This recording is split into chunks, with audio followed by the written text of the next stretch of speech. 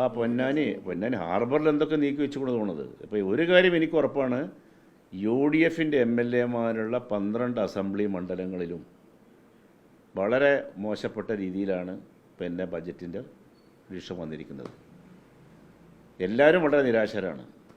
ഇപ്പോൾ ഏറ്റവും വലിയ വോൾട്ടേജ് പ്രശ്നമുള്ള ഒരു ജില്ലയാണ് മലപ്പുറം ജില്ല. ആ വോൾട്ടേജ് ഇമ്പ്രൂവ്മെൻറ്റിന് ഒരാക്കം കൂട്ടാൻ തക്കുന്നില്ല ഒരു തരം നടപടിയും സർക്കാരിൻ്റെ ഭാഗത്തുണ്ടായിട്ടില്ല. ഇങ്ങനെ നിരവധി കാര്യങ്ങളെ സംബന്ധിച്ച് ഓരോന്നായിട്ട് വേണമെങ്കിൽ പറയാൻ പറ്റും. റെയിൽവേ മാത്രം സെൻട്രലാണ് എന്നുണ്ടെങ്കിൽ സ്റ്റേറ്റിൻ്റെ ഭാഗത്തുനിന്ന് വേണ്ടേ, സപ്പോർട്ട് വേണ്ടേ. ROBയുടെ വർക്കുകളുണ്ട്, ഓവർ ബ്രിഡ്ജുകളുണ്ട്, ഒക്കെ ഫലത്തിൽ വളരെ നിരാശപ്പെട്ട രീതിയിലാണ് ഇന്നത്തെ ബഡ്ജറ്റ് ഞങ്ങൾക്ക് നോക്കിക്കാണാൻ സാധിക്കുന്നത്.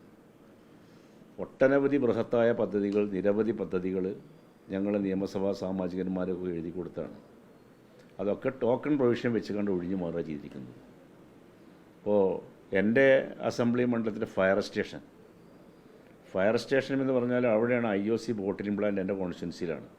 കോഴിക്കോട് സർവകലാശാല, കോഴിക്കോട് വിമാനത്താവളം, വളരെ പ്രധാനം. അതുപോലെ തന്നെ കാക്കഞ്ചേരി കിൻഫ്ര, ഇതുപോലെയുള്ള സംവിധാനങ്ങളൊക്കെ ഉള്ളൊരു നിയമസഭാ മണ്ഡലത്തിൽ ഫയർ സ്റ്റേഷനില്ല.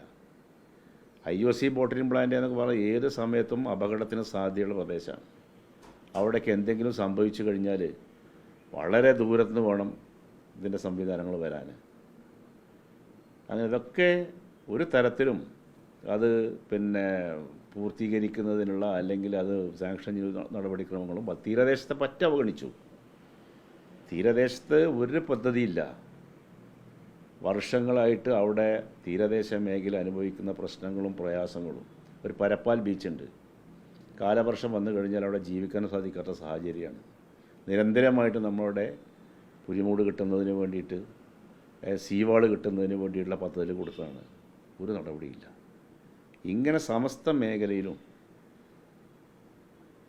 ഒരു തരത്തിലുള്ള പിന്നെ പൂർത്തീകരിക്കുന്നതിന് വേണ്ടിയുള്ള ഒരു തരത്തിലുള്ള ബജറ്റ് പ്രൊവിഷൻ ഇതിലുണ്ടായിട്ടില്ല. അപ്പോൾ മൊത്തത്തിൽ നിരാശാജനകമായ ഒരു ബജറ്റ് എന്ന് തന്നെ പറയാം. ഞാൻ നേരത്തെ സൂചിപ്പിച്ചല്ലോ, ഇപ്പം കേന്ദ്രം കേരളത്തെ ബജറ്റിലൂടെ അവഗണിച്ചു എന്ന് നമ്മൾ മൊത്തം എല്ലാവരും പറയുന്നുണ്ട്. അതുപോലത്തെ ഒരു അനുഭവമാണ് ഈ ബജറ്റിലൂടെ മലപ്പുറം ജില്ലയെ നമ്മുടെ കേരള ബജറ്റിലൂടെ ഞങ്ങൾ നോക്കിക്കാണുന്നത്. അല്ല, ഈ കാര്യങ്ങളൊക്കെ ഞങ്ങൾ വിശദീകരിക്കും. അതുകൊണ്ട് കാര്യമില്ലല്ലോ പറയാനിപ്പോൾ. ഓരോ വർഷവും ഞങ്ങൾ പറയുന്ന കാര്യങ്ങളാണിത്. ഓരോ വർഷവും ഞങ്ങൾ പറയുന്ന കാര്യങ്ങളാണ്. ഇപ്പോൾ കഴിഞ്ഞ വർഷം ബജറ്റ് അവതരിപ്പിച്ച് പ്രസംഗിച്ച ആ ഒരു മാറ്റർ തന്നെയാണ് ഇപ്രാവശ്യം ഞങ്ങൾക്ക് സംസാരിക്കാനുള്ളത്. വിഷയങ്ങൾ മാറുന്നില്ല, നടപ്പിലാകുന്നില്ല കാര്യങ്ങൾ.